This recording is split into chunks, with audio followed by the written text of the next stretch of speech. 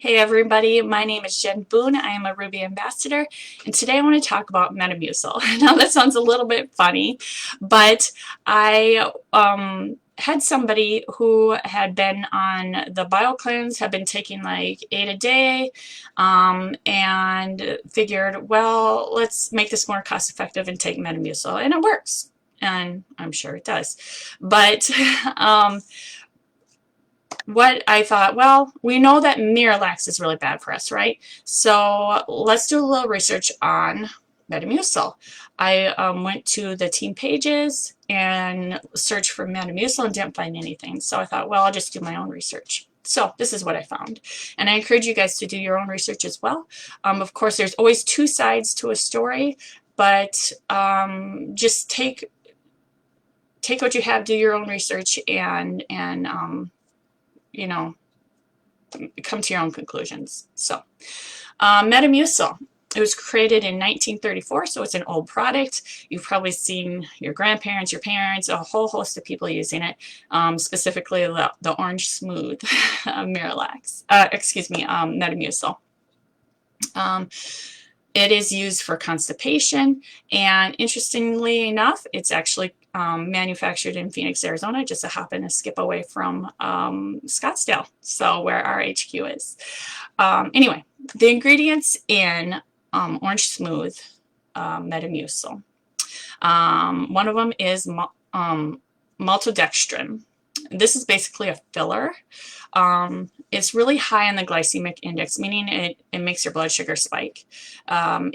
It's a processed starch. It's basically just sugar molecules, and as we're trying to offset, or as we're trying to like maintain our blood sugar, this is what makes it spike. So and as it is a processed starch, it also it is GMO. So GMO things are related to cancer, kidney problems, Alzheimer's, allergies, and reproductive issues. This maltodextrin is also reduces the good gut bacteria and increases the harmful bacteria, which is linked to Crohn's, gastroenteritis, and chronic inflammatory conditions.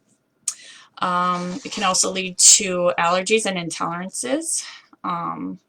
And so that's maltodextrin, one of the ingredients.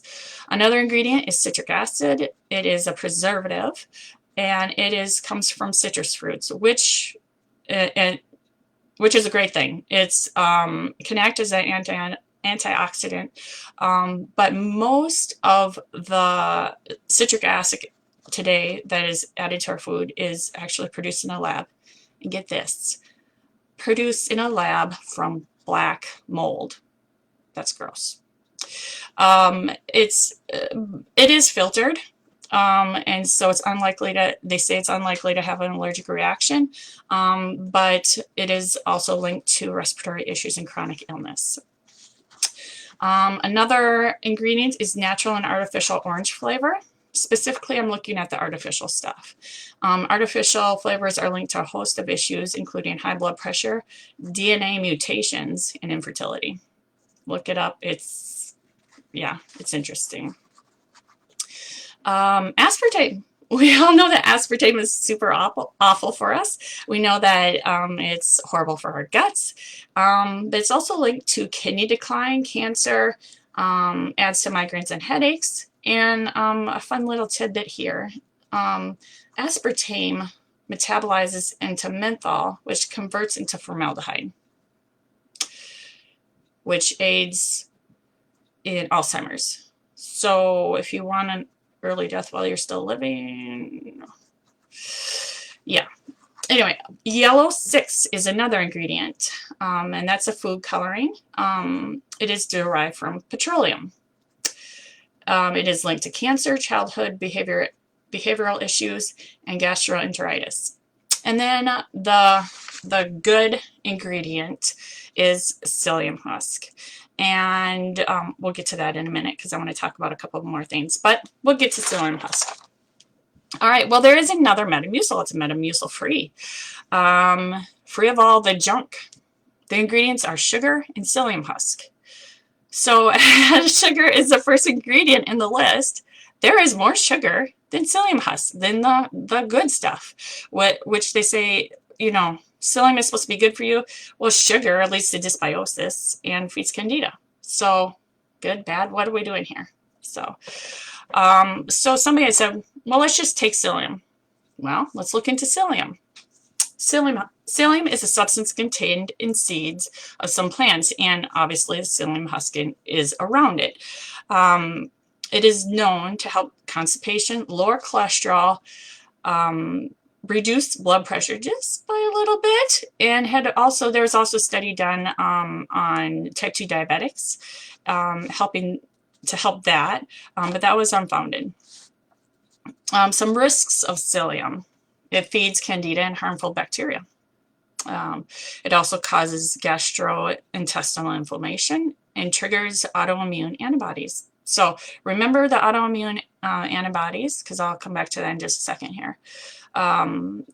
It also has a lot of phytates, which bind with calcium, iron, and zinc, so you have mineral deficiencies. So the autoimmune antibodies can cause allergic reactions. And it also negatively affects the kidney filtering unit. It's a lot of words. So basically affects your kidney function. And so the whole point of psyllium is to bring water into the gut. And I saw one article that said, well, that was the whole point of helping the constipation, right? But really, it's just the water is being brought in to protect the body from this product, so from this ingredient. So a lot of little tidbits here. Again, do your own research, but hopefully this is helpful to you and beneficial to you.